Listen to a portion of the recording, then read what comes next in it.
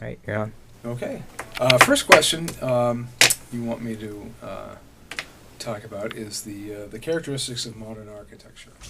What really defines modern architecture is, in most basic terms, is that modern architecture look to the future for its inspiration.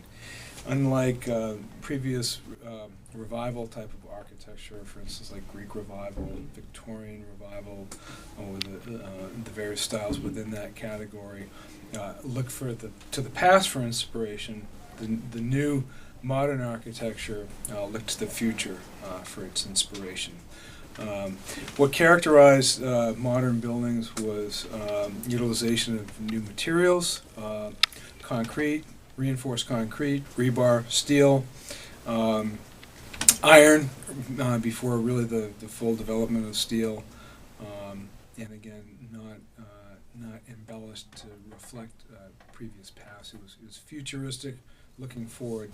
Some great examples of that would be the Chrysler Building in New York City, certainly Louis Sullivan's buildings in Chicago, and of course in the American tradition of modern architecture, some giants in that field were certainly Frank Lloyd Wright, who worked for Louis Sullivan, Walter Gropius, who actually came out of the Bauhaus movement out of Germany, fled Nazi Germany, and became chairman of the architecture department at Harvard University. And of course, Gropius's work had a huge influence on the modern architectural movement in this country because, of course, all of his students went out and built things that Gropius influenced. And we can see that throughout, certainly on the Harvard campus, the Harvard Graduate Center, buildings around the greater Boston area, which radiated out in Gropius' designs. One of his most famous buildings is, in fact, the house that he designed and built and lived in Lincoln, Massachusetts, called the Gropius House, which is pretty cool. Very cube-like, very modern, big plates of uninterrupted space, plates of glass, steel, and it certainly looks to the future. Driving by, one would think it's probably from the 1960s, but in fact it was built, I believe, in 1936. Other big giants, of course, are Frank Lloyd Wright, who everyone knows.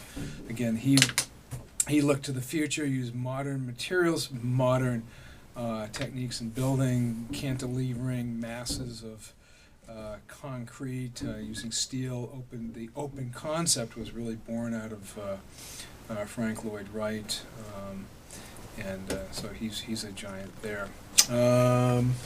I think the way we can look and see how modern architecture has impacted American society is just by the visual impact it has in the country. When one travels around, we see modern skyscrapers, we see domestic dwellings,